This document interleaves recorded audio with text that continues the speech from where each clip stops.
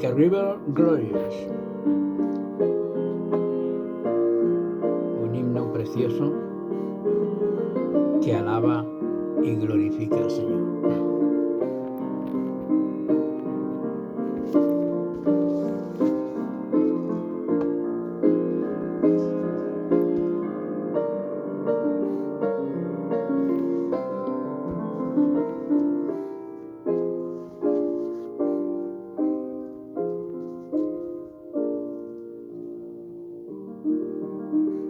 Es precioso.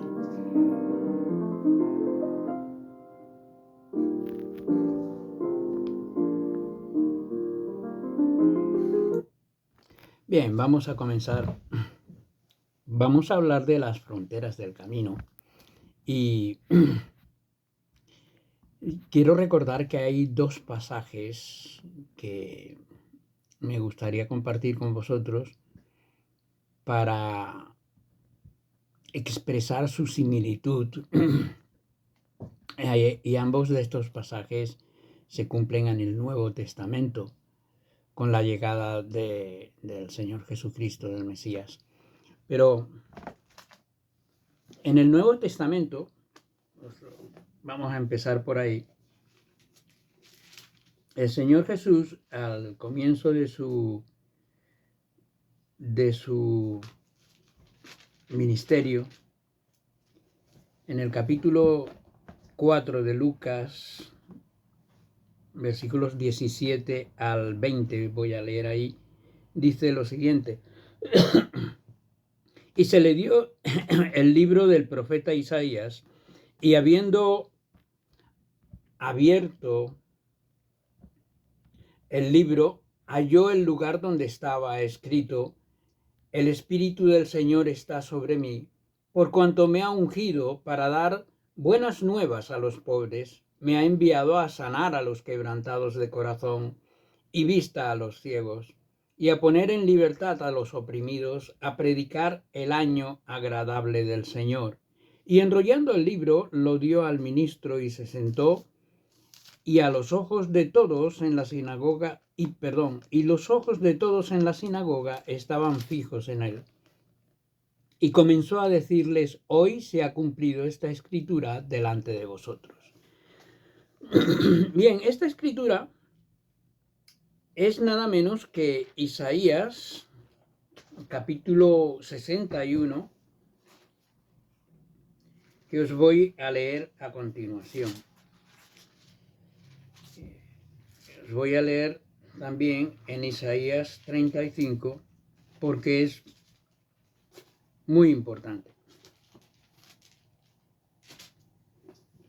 En el 61 dice: el Espíritu de Jehová el Señor está sobre mí, porque me ungió Jehová y me ha enviado a predicar buenas nuevas a los abatidos, a vendar a los quebrantados de corazón, a publicar libertad a los cautivos y a los presos apertura de la cárcel, a proclamar el año de la buena voluntad de Jehová.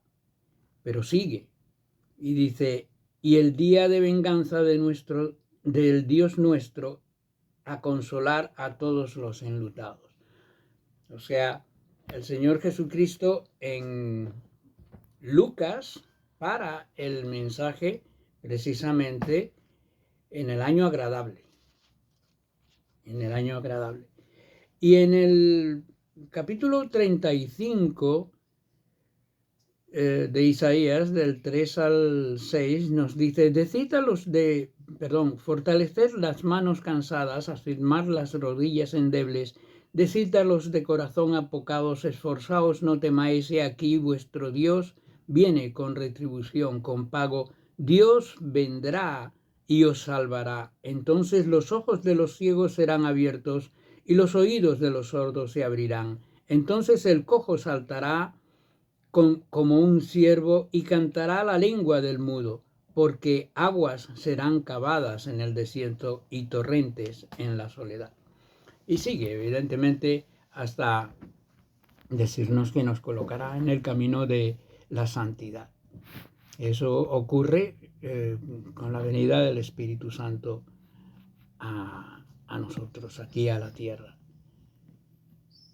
Es importante que nosotros tengamos esto en mente porque estas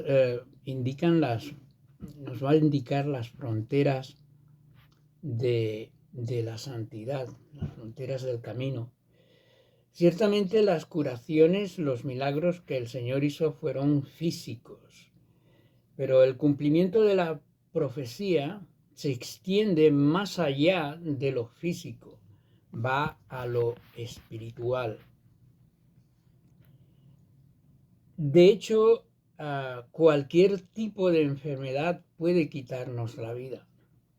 Entre la neumonía, el cáncer y los ataques de corazón, pero también incluso la falta de oxígeno en un momento determinado puede resultar fatal para una persona. Asimismo, un cristiano santificado que practicara la inmoralidad, la deshonestidad o la profanidad puede morir espiritualmente.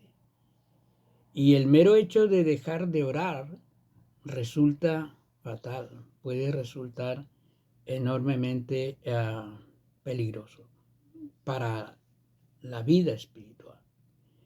El contraste de vida entre el nacido de nuevo que quiere guardar su corazón puro presenta una feroz lucha contra el mundo y la carnalidad.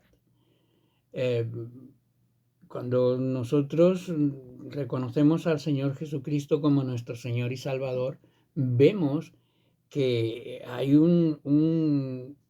una serie de cosas que nosotros estábamos haciendo anteriormente que ya no podemos hacer. Y para muchos esto representa unos escollos enormes. Pero el Señor se ha ocupado de todas estas cosas. Es necesario que aquel corazón puro luche en contra del mundo y de la carnalidad. Y hay un momento de crisis espiritual en la vida del cristiano en el que el cristiano debe cortar por lo sano. Debe o corta o va a caer. O descansa en la voluntad del Padre o la desecha y empieza a andar en la suya propia.